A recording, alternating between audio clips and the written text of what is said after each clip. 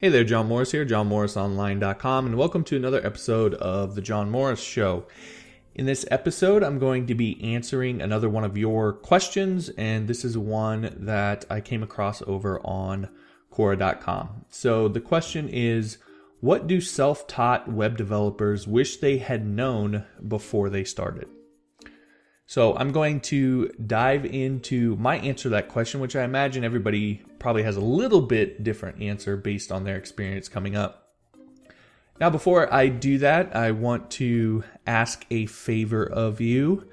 As I've mentioned in previous podcasts, I'm in the middle of recording a new course all about how to dominate on sites like Elance and Odesk and leverage them to build your business so that you can create the kind of income that you're after and do it without having to work a whole bunch of hours and overwork yourself.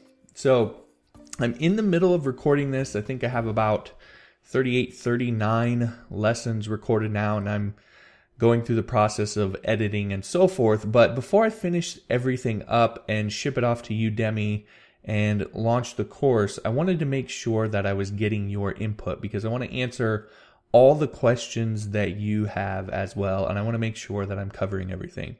So if you could do me a favor and head on over to johnmorrisonline.com/elance, I've created a quick survey for you that's going to ask you just one simple question, and that will help me out a ton in finishing off this course and making sure that I'm covering everything and giving you the answers that you're after. So again, if you could head on over to johnmorrisonline.com/elance, I would greatly appreciate that.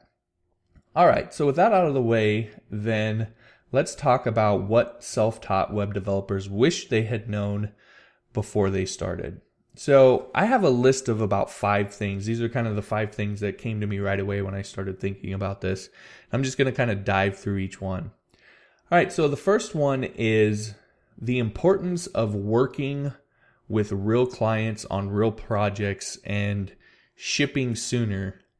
And what I mean by that is I spent probably 3 to 4 years in my own little bubble, not talking to other developers. I wouldn't even post on forums and ask questions or anything. I kept completely to myself.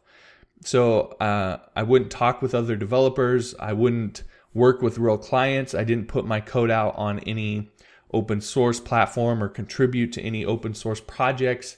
It was all just me, and I was running through what I thought I should learn.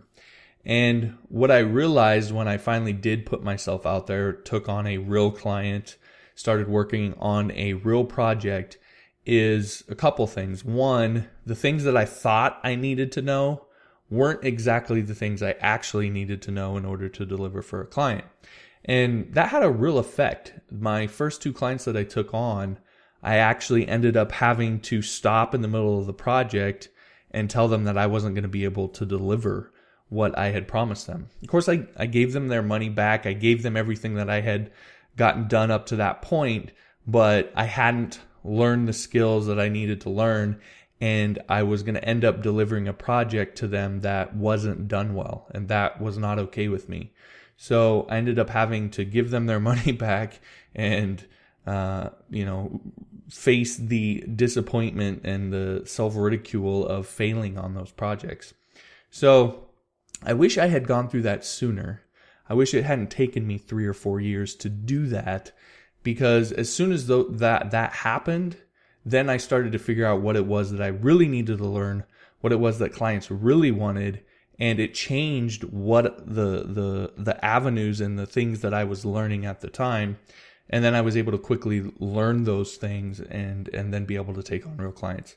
So I wish I had done that, whether it was taking on clients, contributing code, putting out some sort of project somewhere, done something to put myself out there. Because I would have learned a lot quicker what it was that I really needed to learn in order to actually be a paid web developer. So that's the first thing. The second thing is, I wish I had realized earlier the importance of specializing. So again, this goes to the idea that I was learning a whole bunch of things, and throughout my career, I've learned that I only use a really small subset of those things. So there's only a really small handful of things for me, and I would imagine most developers, that I do on a regular basis, that I do over and over and over again. And so if I had known that specializing was a lot more important, that it would help me learn quicker, that the projects that I'd be working on would only fit within the small range of skills, and that specialists, as a general rule of thumb, tend to earn more income than generalists, I would have focused my learning on a lot smaller subset of skills. I would have learned those skills a lot faster, and I would have started getting paid for coding a whole lot faster. So I wish I had learned that earlier, because it would have just made everything for me go a heck of a lot faster.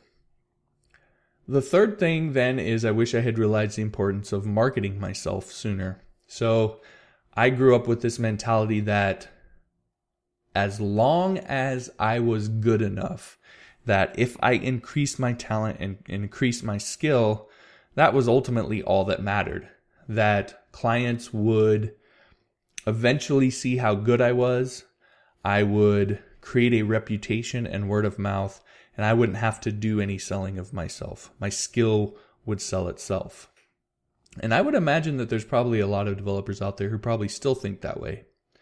The problem is that there's so many developers out there. There is somebody out there that's better than you. And it's likely that there's a lot of people out there better than you. And so if you focus purely on talent, then you're always in a situation where clients can find someone that's more talented than you, and that word of mouth that you're looking for doesn't necessarily happen like you think it would. The other thing is if you don't market yourself, if you don't put yourself out there and actually get clients and get projects to work on, there's no way for you to build a reputation, because nobody knows about what you can do. So you have to ultimately embrace the idea of marketing yourself, because that is the only way for people to really start to get to know you and what you can do and what your talent level is.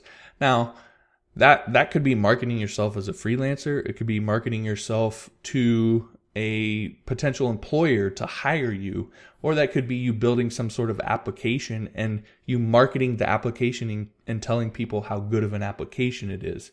But regardless, at the end of the day, the things that we build, we have to end up marketing in some way. So I wish I had learned that sooner and embraced that sooner, because again, I would have started getting clients sooner. The clients that I got would have been better fit for what I was doing. I would have just had more success from the start, and I'd probably be a lot further along than I am even now had I done all of that sooner. So again, embracing the idea of marketing yourself and learning how to do that effectively.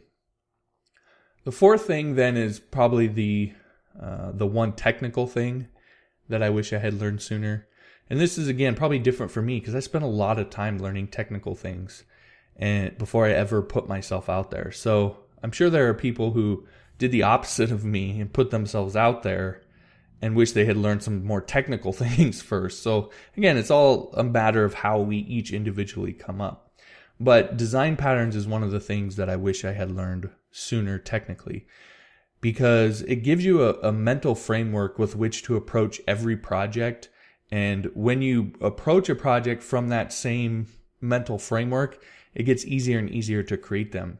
So I would approach every project with a fresh outlook or a blank slate. And so I really had to come up with all of the ideas and concepts and how I was going to put things together from scratch every single time.